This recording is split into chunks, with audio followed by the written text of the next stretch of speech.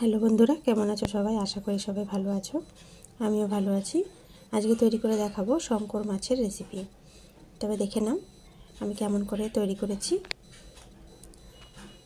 প্রথমে আমি শঙ্কর মাছ নিয়েছি। এটা বাজার থেকে কেটে নিয়ে এসেছি। আর এটা ভালো করে ধুয়ে পরিষ্কার করে জল ছাড়িয়ে নুন হলুদ মাখিয়ে নিচ্ছি। এরপরে আমি কড়াইতে তেল গরম করে নিয়েছি। খুব ভালো করে তেলটা গরম করে নেওয়ার পরে আমি মাছগুলো দিয়ে দিচ্ছি। দুবারে আমি মাছটা ভেজে নেব। মাছগুলো দিয়ে দেওয়ার পরে আমি যে মাছের মধ্যে যে আলু দেব সেই আলুটা কেটে নিচ্ছি।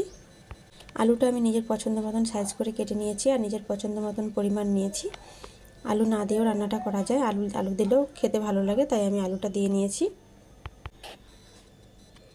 যদি মনে করেন যে দেবো না, তবে দেওয়ার দরকার নেই। তবে আলুগুলো আমার কাটা হয়ে গেছে, আমি কেটে ভালো করে ধুয়ে পরিষ্কার করে নিয়েছি। এর মধ্যে আমার মাছটা ভাজা হয়ে গেছে। আমি আরেকবার মাছটা ভেজে নেব। দুবারে আমি মাছটা ভেজে নিয়েছি। ছোট ছোট টুকরো করে আমি মাছগুলো বাজার থেকে কেটে এনেছি।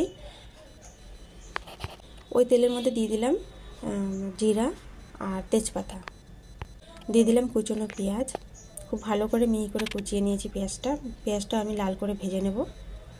পেঁয়াজটা ভাজা হতে থাক, ততক্ষণ আমি একটা মশলা তৈরি করে নিচ্ছি। কাঁচা লঙ্কা, আদা, রসুন, টমেটো একটা মিক্সি জারের মধ্যে নিয়ে নিচ্ছি। হলুদ গুঁড়ো নিয়ে নিচ্ছি হাফ চামচ, জিরা গুঁড়ো হাফ চামচ, ধনের গুঁড়ো হাফ চামচ, আর নিয়েছি লাল লঙ্কার গুঁড়ো হাফ চামচের থেকে একটু কম।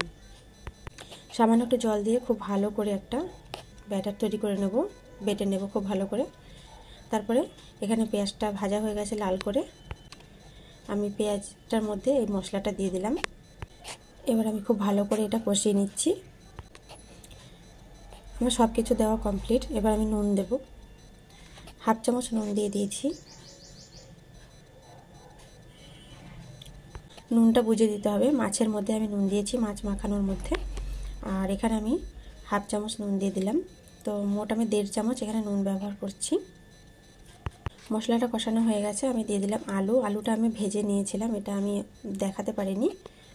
আলু ভাজাটা আমার অফ ক্যামেরায় হয়ে গেছিলো।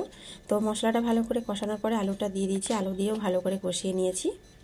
আলু ভাজার মধ্যে কিন্তু আমি নুন দিইনি, নুন আমি মোট 1.5 চামচে দিয়েছি। এবার ভালো করে কষানোর পরে আমি দিয়ে দিলাম জল, 1 গ্লাস মতন জল দিয়ে দিয়েছি। এই রান্না আমি বেশি ঝোল রাখবো না, তাই 1 গ্লাস জল দিয়েছি। আলুটা সেদ্ধ হতে হতে জলটা কিছুটা শুকিয়ে আসবে। ঝোলটা ফুটে উঠেছে, এবার দিয়ে দিচ্ছি ভাজা মাছগুলো। ভাজা মাছটা দিয়েছি, এবার আমি ফুটতে দেব। একটু নাড়াচাড়া করে মিশিয়ে আমি এটাকে ঢাকা চাপা দিয়ে 10 মিনিট মতন রান্না করব। লো ফ্লেমে রান্না করব। এখানে ঢাকা দিয়ে দিচ্ছি। ঢাকাটা খুলে নিচ্ছি। এবার ঝোলটা অনেকটা শুকিয়ে গেছে আর আলু একদম সিদ্ধ হয়ে গেছে আর রান্নাটা খুব সুন্দর দেখতে হয়েছিল। জানি না ফোনের কারণে এই রান্নাটার কালারটা কিন্তু সেরকম আসেনি। এখানে সামান্য একটু গরম মশলা দিয়ে দিয়েছি। গরম মশলা বেশি দিলে কিন্তু খেতে ভালো লাগবে না, গন্ধ উঠে যাবে, তাই সামান্য একটুখানি 2 পিঞ্চ মতন গরম মশলা এখানে দিয়ে একটু নাড়াচাড়া করে আমি গ্যাসের ফ্লেমটা বন্ধ করে দেব। তারপরে আমি এই তরকারিটা একটা অন্য বাসনে নামিয়ে নিয়েছি।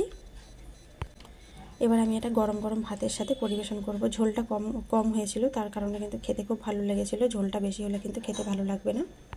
আশা করি তোমাদের রান্নাটা ভালো লেগেছে। ভালো লাগলে লাইক কমেন্ট করে সাবস্ক্রাইব করে আমার পাশে থেকো। আবারও চলে আসবো এরকম রান্না নিয়ে। সবাই ভালো থাকবেন। ধন্যবাদ।